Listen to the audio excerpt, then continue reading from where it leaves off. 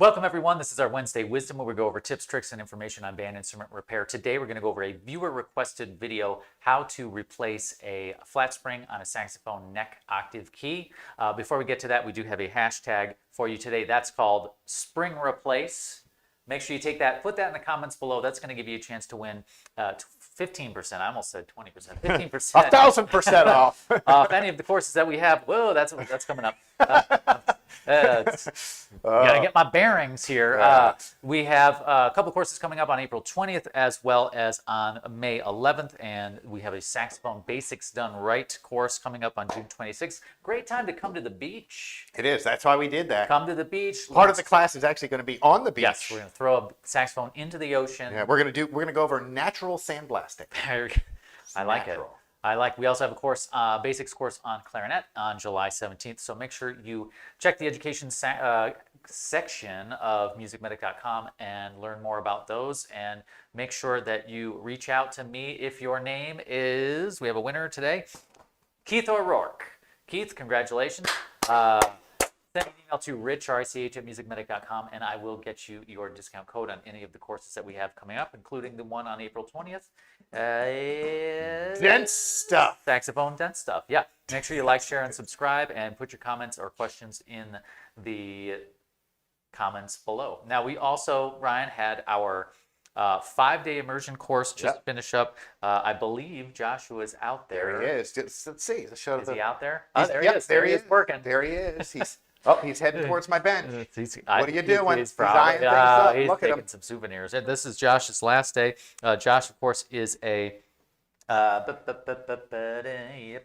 repair tech. He's a repair tech from, thank you. He's a repair tech from Calgary, and Josh does brass repair at Long and McQuaid, Calgary, Canada, for you Americans. Calgary, Alberta, Canada. He is also a saxophone repairman at Caswell Music in Calgary. Recently performed, I like that picture of you two. Yeah. Recently performed with the Calgary Stampede Show Band at DCI. Very cool. And avid skater, avid boot maker. He also has his own repair shop, the Musical Instrument Repair Shop. That's going to be on Instagram, so you can find him there. And now, Ryan, the saxophone that he brought for this 5-day immersion course looks pretty crazy. What did you guys do? Yeah, this is the interesting thing about the neat thing about our 5-day immersion course is we custom tailor it to whatever the tech wants to learn.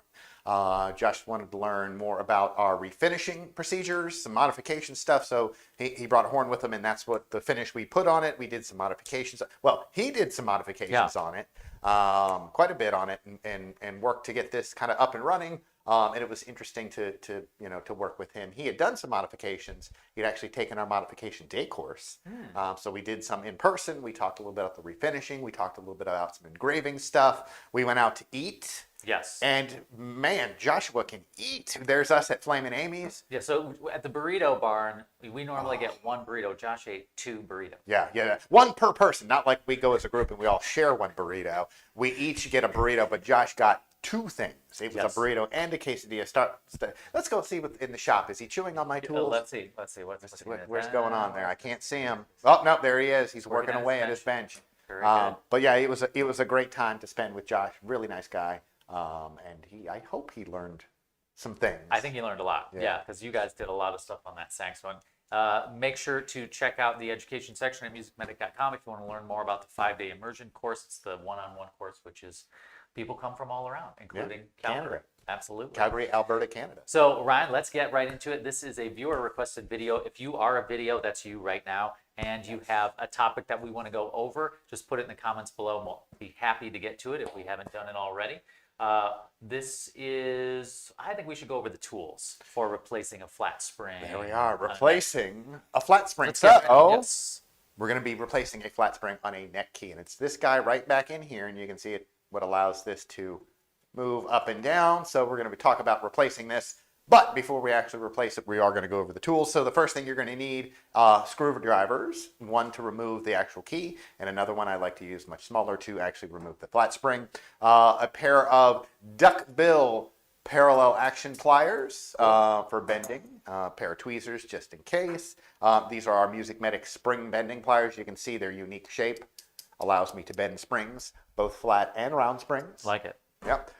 Set of calipers, a sanding stick, some lubrication items. I'm going to show you a trick with this Teflon stuff, so don't look at this right now. All right. Okay. Not looking. And then obviously you're going to need some different flat springs. So I have an assortment here of our MusicMedic stainless steel flat springs. And then obviously you need a neck in which to replace the flat spring. So Ryan, how do you select a flat spring? So the first thing we're going to do is take this key off. That will allow me easier access to my flat spring. And I'll show you how that's actually held in. Take this guy out. Don't lose that. Okay. It's pretty small, but the one we're going to be dealing with is even smaller. Definitely don't lose that. Yes. But it's this guy. Let me get an ultra extreme close-up shot. There it is right there. There's our flat spring. And you can see this is one from the factory. Has kind of a sharp bend in it. We're going to replace this for whatever reason. Doesn't really matter. Okay. Okay. It's held in by a very tiny screw, so which is why I'm going to use my very tiny screwdriver. And I'm going to be very careful to not lose this guy, because this whole video would be ruined. It actually would be so long because we would leave it running while I sat here and looked for it. And there it is. There it is right there. I don't know if you can see it, but my finger is circling it. Okay. It's right there. You people watching on your phone, bring your phone real close to your face. Now, bring it closer. It's right there. Now, Ryan, if they happen to lose a screw, what is the thread pitch of a typical flat spring screw? It could be one of two, whether they're using standard or metric. If it's standard, horns made in the U.S. at some point in time, 080 is the smallest. 172 is another option. Okay. If it's made overseas, it's most likely going to be metric, which is probably going to be a very tiny one, which is like 1.6 by 0.35. Okay, very good. So those are kind of some of your standard sizes for your flat spring screws. Okay. How do they go about measuring their flat spring? Measuring our flat spring. So I'm going to take my caliper and I'm going to use it in millimeters. Oh, very good.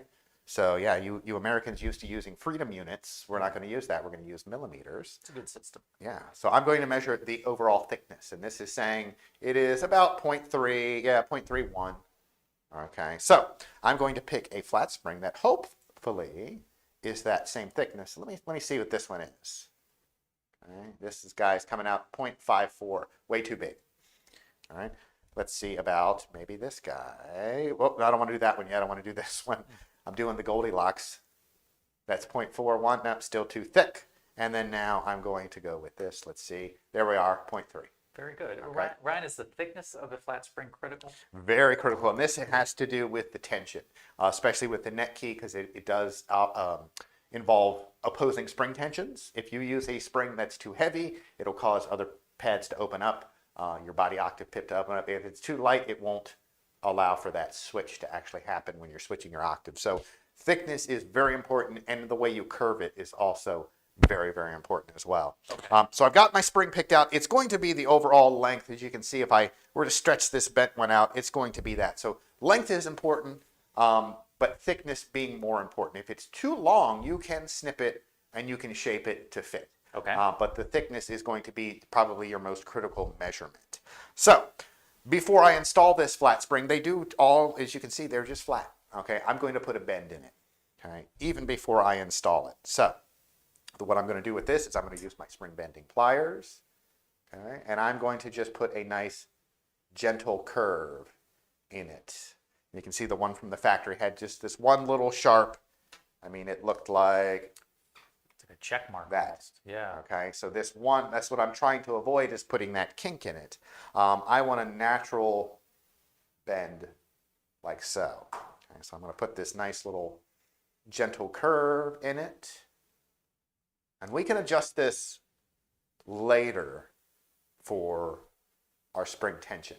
Okay. You can put more or take it out. Okay. So there I am. I have my gentle curve. What I'm going to do now is at the very end, this little tip, I don't want that to dig into the body.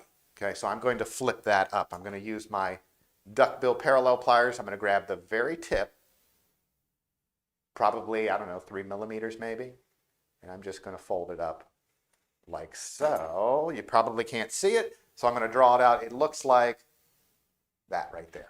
Good use of the metric system. 3 millimeters, like that. Yes, 3 millimeters for our international people that like to use measurements that make sense.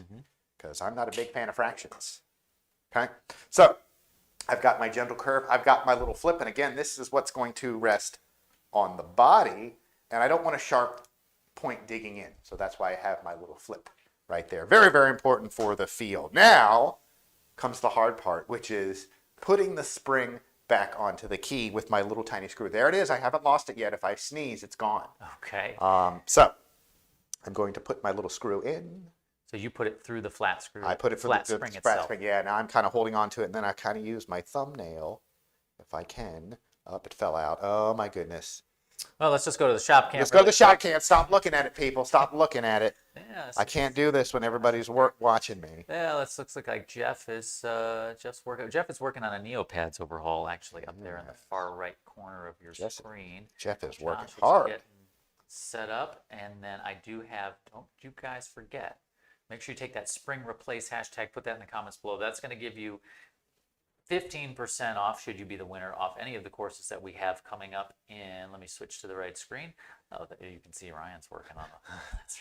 That's right. I'm trying. I swear, folks.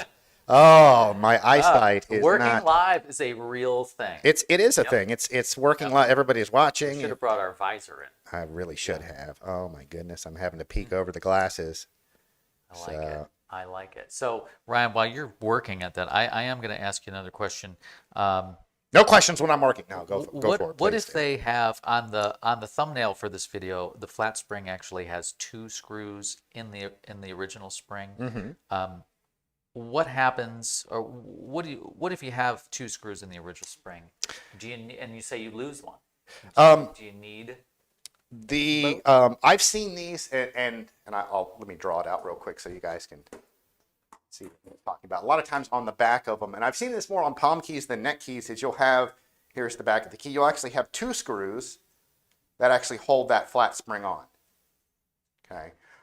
What you can do is one of 2 things. You can either use just the spring that's closest to that fulcrum and just use one of the regular flat spring screws, or you can actually go through the trouble of putting an extra hole in your flat spring, okay, to line it up. That's the most important thing. Is you got to make sure that they're lined up. Drilling into these are kind of tough because it's spring steel and it's a little bit harder, so you have to have a really, really sharp drill bit, or a lot of times some kind of grinding burr or something to actually make a hole. If you use a dull drill bit, it's not going to really do anything. Okay. So I would either use just that one spring flat spring screw that holds it in, or you can go ahead and attempt to actually put in another hole. Okay. So I've got this on. It took me forever, but I've got it on. Here it is. Okay, so we've reassembled the spring onto the key. It. Now all we're going to need to do is just install it back onto the instrument. But before we do that, we're going to have to use a little bit of lubrication. Oh, okay? And this always comes from a good our idea. oiling video that we did a few weeks ago. This is pivot and roller lubricant. This is the stuff that's a little bit thicker. I have it in a smaller container here. I like to use this syringe because it's very easy to apply. And all I'm going to do is, you can see that little slot right there. That is where that flat spring is going to ride. I'm just going to a little dab of pivot and roller lubricant. And that's going to provide me with that lubrication under that little flip up. Fun fact, Joshua from Calgary also said, because he does so much brass repair, he also says he likes to use the pivot and roller lubricant on main tuning slots. Yes, another use, you brass guys that are watching, and we know you are. So another option is to use just this stuff. Again, the same pivot and roller lubricant, but this comes into this little handy container, and you can see how viscous it is. It is like honey. It does not taste like honey. Don't ask me how I know. But what you can do is you can dab the end of this guy spring right on there like so, and now I got a little dab of pivot roller lubricant on my flat spring. So now I can just go ahead and install, get the grease away from my fingers. And Ryan, how do you tension a flat spring? Well, we kind of just did an initial tensioning by using this, by bending it, but that's how you tension it, is this bend here. All right. So I kind of put an initial tension in there, and then I'll go and install the key, and then I will test, once it's been installed, if the amount of tension is correct. And if it's not, I'll take the key off.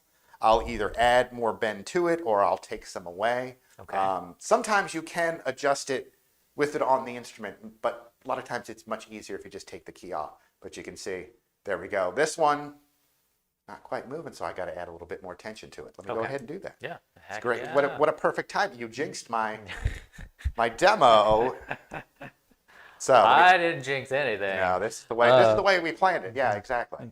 Now, Exactly. did they use the same? Can you use the same tooling to tension, or is it the similar tooling to Yep. round springs? Yep, yep. These guys are nice. Or honestly, I could take just a regular pair of pliers and then just bend the spring to put a little bit more tension. The problem with that is it does tend to put this kind of bend in it Okay. versus that gradual bend that I like a little bit better. And just for clarity, you're bending away from the key. Yes, the more this curves, the more the tension is. The more it stays flat, the less the spring tension you're going to have. Gotcha. So let me try it with this now. Get this guy on. Okay, very good. Get everything lined up correctly. You know what I think I need to, I'm going to put a little bit more of a flip in this guy. Hey, you're really dialing it in. Sometimes it can't get it all in the first. Sometimes it takes 2 tries. Yeah. Well, if you are interested in learning more about these viewer requested topics, make sure you, number one, take the hashtag Spring Replace, put that in the comments below so you can get a discount on any of the courses that we have coming up, as well as a topic if you haven't seen us do it yet, or if there's something that you are working on your bench, just go ahead and put that in the comments below. Make sure that you like, share, and subscribe. All of those And things. we will add your topic to our calendar of things that we're going to be doing. Yeah. So Ryan, I see you're almost done there we reassembling. go. How are we looking? We're looking pretty good. All right. So we got a little bit more bend in there. Adjusted my spring tension. We're good to go on this guy. Very good. Except we've got one more tip. Whoa, bonus tip. One more Haven't seen tip. a bonus tip in a long time. That's right. It's What been are a while since we've had a bonus tip. What are you doing with that Teflon? That's a great question. That is our bonus tip. So sometimes, rather than adding oil or grease, you can actually just cover the entire flat spring with sheet Teflon. And that's what I Ooh. kind of have here. And I've kind of done it in order on how it's going to look. So I start with just my basic flat spring, and I will use super glue, a very flexible thin. This is our flexible thin super glue. And I will super glue, you can see, a sheet of Teflon to my flat spring on both sides. So this is glued on one side, you can see. Then I glue it to the other side, and there it is. There's my little spring Teflon sandwich. Then I'm going to trim it out and put my little bend in, and there we go. Because the reason why I coat the entire spring is because I want maximum adhesion. Okay, I don't want this to start to peel off, and I just put it on the bottom, especially if I just put it right there, it's going to peel off. It's going to wear off. So I've covered the entire thing, front and back. I've got my gentle curve. I've got my little flip up, but I have the entire thing, there it is, lined with Teflon. So now I don't have to oil it. Okay? Very And you're going to have, cool. because you have that Teflon and that friction point right there, riding, there it is, it's going to be super smooth. So there you go. Well, Ryan, thank you so much for that You're excellent welcome. demonstration and powering through. Thank you all for sticking with us. Thank you all. Thank youins. Thank yous guys. Thank you guys for watching. Make sure you take Spring Replace. Put that in the comments below. We're going to be back with Leroy actually next week because you're going to be up in I'm going to be in Renton, Renton, Washington. Ryan's going to State. be up at the Renton Technical Institute talking about neopads with the repair students there. I'll be here with Leroy. We're going to do another basic viewer requested video. This is how to let me check my notes. I can't How remember. to do something on How something. to do something. How to fill in a clarinet logo that's been worn off. That's a great little tip for the DIY guys out there. So make sure you like, share, and subscribe, all that good stuff. Thank you so much for watching. And until next time, happy repairing.